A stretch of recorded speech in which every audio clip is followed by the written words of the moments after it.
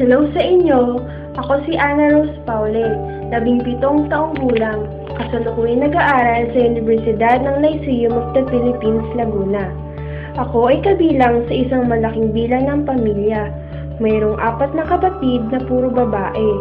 Sabi ng aming inay, kaya daw kami dumami ay dahil sa paghahabol na magkaroon ng lalaking anak. Wow, di ba? Gusto ko man magkaroon ng kapatid na lalaki, ngunit hindi nabiyayaan eh. Pero nagpapasalamat pa rin ako sa Panginoon kahit na wala kaming kapatid na lalaki. Dahil binigyan niya naman ako ng mga magulang na mababait at mapag-alaga. Bukod pa dito, binigyan niya rin ako ng mga kapatid na mga kasama. Ako nga pala ay pangalawa sa aming magkakapatid.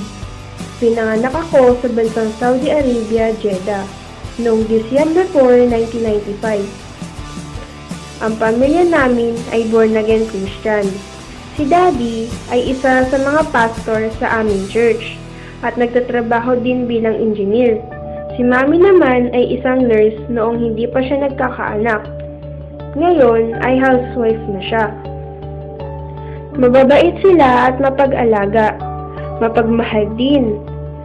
Ayan si ate. Ang pangalan niya ay Abigail. 18 taong gulang na siya. Kasalukuyan nag-aaral sa Universidad ng Lyceum of the Philippines, Laguna.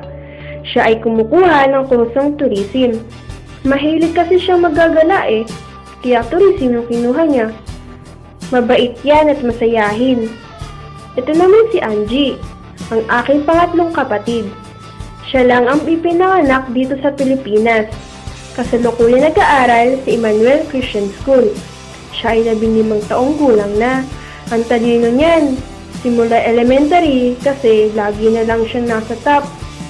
Kung hindi top 1, top 2. Ngayong taon, siya ay kasama sa director's list. Ang talino, no? Pero lagi ko lang naman siya nakikitang nanonood ng J-drama. Ano kaya sikreto niya? Pero kapag panahon na ng exam, ang seryoso niyan. Ayaw niya na ginugulo siya. Para bang natutulog ng mahimbing at ayaw magpagising. Ito naman si Apia. Marami nagsasabing cute daw siya. Cute ba? Siya ay 13 taong gulang. Nag-aaral din siya sa Emmanuel Christian School. First year na siya. Ang kulit niyan, pero mabilis siyang magtampo. Ang cute, no? Matalino din yan. Kung si Angie laging top 1, si Apia naman laging top 2. Sabi nga namin sa kanya, Pia, mag-top 1 ka naman, love na love mo mag-top 2 eh.